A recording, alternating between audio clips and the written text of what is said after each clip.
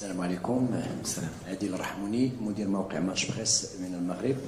وليد ركراكي اولا هنيئا لكم على هذا العرض القيم، لان اليوم شفنا بطل العالم ينهار امام المنتخب المغربي اللي قدم عرض، خاصه الشوط الثاني لولا بعض الاخطاء اللي في التغطيه اللي ما كانتش اللي تثبتنا في تسجيل الهدف.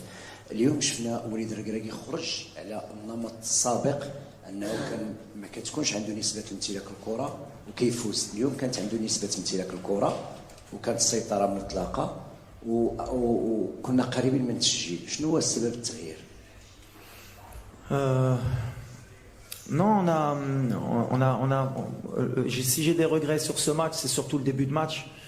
C'est d'avoir encaissé ce but rapidement, qui a donné encore plus de certitude à l'équipe de France pour rester dans son schéma. On avait dit que s'ils nous laisseraient le ballon, on le prendrait. Ils nous l'ont laissé, mais on a fait trop d'erreurs techniques à ce niveau-là pour pouvoir, en tout cas en première mi-temps, leur poser des problèmes. En deuxième mi-temps, on a été un peu plus, on va dire, adroit. On a moins perdu de ballon, on leur a posé des problèmes, on s'est créé beaucoup de situations. Mais on n'a pas été décisif dans les derniers 30 mètres. Malheureusement pour nous, on voulait marquer pour leur mettre le doute. Et après, avec une équipe comme la leur, avec les talents qu'ils ont offensivement, on sait qu'on peut être puni à tout moment. Et c'est ce qui s'est passé sur le deuxième but. Le deuxième but, il nous a un peu cassé les jambes, mais on est resté debout. On a essayé d'aller jusqu'au bout pour marquer ce but qui pouvait nous faire espérer. Mais félicitations à l'équipe de France. Je l'avais dit avant le match que c'était une grande équipe. Avec peu de choses, ils sont capables de gagner. Mais où je suis content, c'est que sur l'impact dans le rythme, malgré les blessés, malgré la fatigue, on nous promettait d'être fatigués, mais les joueurs au moins, ils ont donné le maximum. Et je pense qu'on les a fait douter par moments. Et déjà, ça, pour nous, c'est extraordinaire. Après, pour anticiper un peu les questions, sur une compétition comme la Coupe du Monde de très très haut niveau, pour essayer d'aller la gagner, je pense que la marche a été un tout petit peu trop haute pour nous. Pas en termes de qualité, pas en termes de tactique, c'était plus athlétique, plus physique. On a eu trop de blessures, trop de joueurs qui ont joué à pratiquement 60-80% depuis le début de la compétition. Et avec tout ça, on fait quand même demi-finaliste. Donc d'abord, je veux féliciter l'équipe de France d'abord, leur dire bravo. Et maintenant, on va être derrière eux. Et mes joueurs surtout, parce que voilà, le cœur qu'ils y ont mis, l'image qu'ils ont donnée, je pense, de notre équipe nationale dans le monde, je pense que ça vaut la victoire en Coupe du Monde. Maintenant, c'est dur pour les gamins, parce qu'ils voulaient absolument marquer l'histoire. Mais on va apprendre. On ne gagne pas une compétition comme la Coupe du Monde sur un miracle. On doit encore travailler pour revenir encore plus fort, Inch'Allah.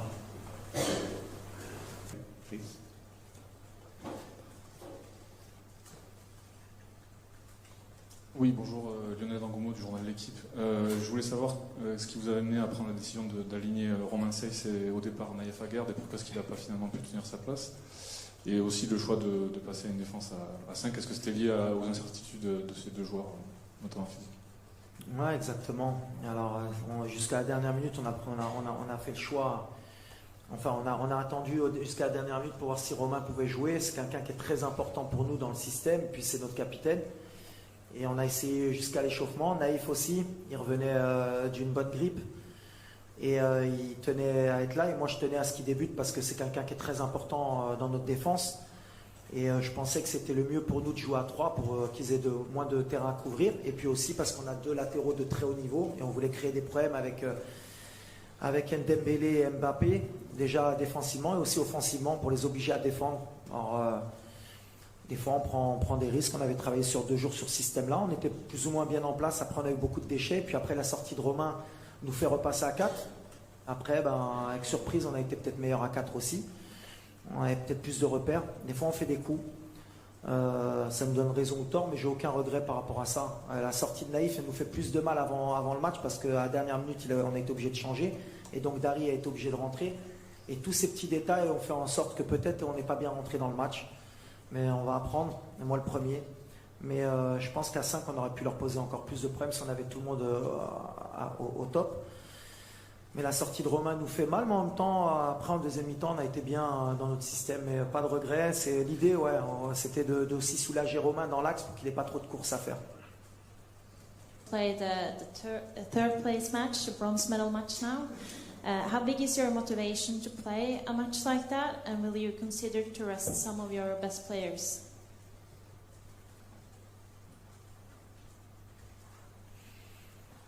Oui, c'est une finale, une petite finale. Ça va être difficile pour nous, surtout mentalement. Déjà, on a beaucoup de blessés. On finit sur les rotules. J'ai 2 idées. Alors, j'ai envie d'aller gagner ce match. On va tout faire pour le gagner. Mais je pense que je vais donner aussi du temps de jeu à certains joueurs qui n'ont pas eu la chance de goûter à la Coupe du Monde parce qu'ils le méritent. Ils ont été extraordinaires avec le groupe.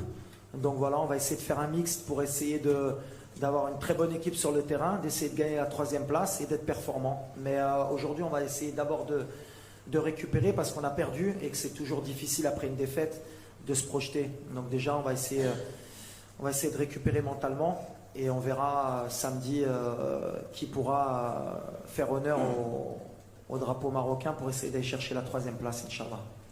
TV, coach, après cet exploit, on va dire un exploit historique durant cette Coupe du Monde, est-ce que votre prochain objectif sera la prochaine CAN? Merci.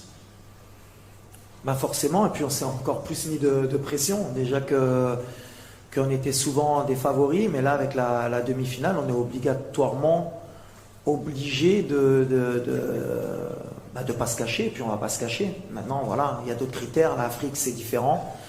On va être attendu, mais on a 1 an pour se préparer. Déjà, je pense qu'on va mettre un peu de temps pour digérer cette compétition. Heureusement que le prochain rassemblement, c'est en mars. Mais je l'ai dit la dernière fois, moi, sur mon contrat, je me cache pas, je suis ambitieux. J'ai dit que si on faisait pas minimum demi-finale, je partirais. Et c'est comme ça qu'il faudra faire. Mais ouais, on va y aller pour la gagner. Mais attention, il y a des clients en Afrique aujourd'hui.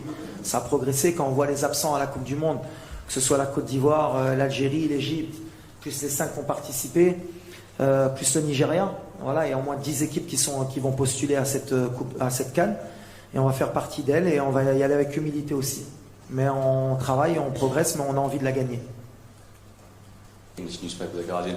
I wonder if now that it's come to an end, if you have a sense of the enormity of what Morocco have achieved, and a sense of the impact this has had globally, and what that means to you and your players, and what you said to them after the game.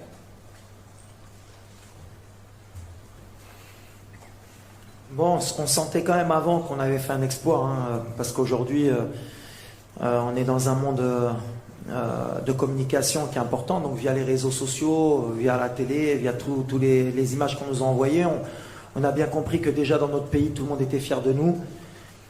On est déçus pour le peuple marocain aujourd'hui parce qu'on voulait les faire rêver jusqu'au bout. Maintenant, on va digérer aussi parce que,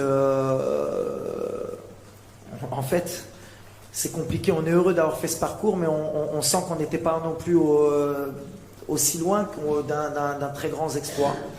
Mais ces petits détails qui font qu'on peut être champion du monde, aujourd'hui, on l'a quand même ressenti que les petits détails sont très importants. La profondeur de banc, arriver à 100% en demi-finale, c'est ce qu'on n'a pas su faire.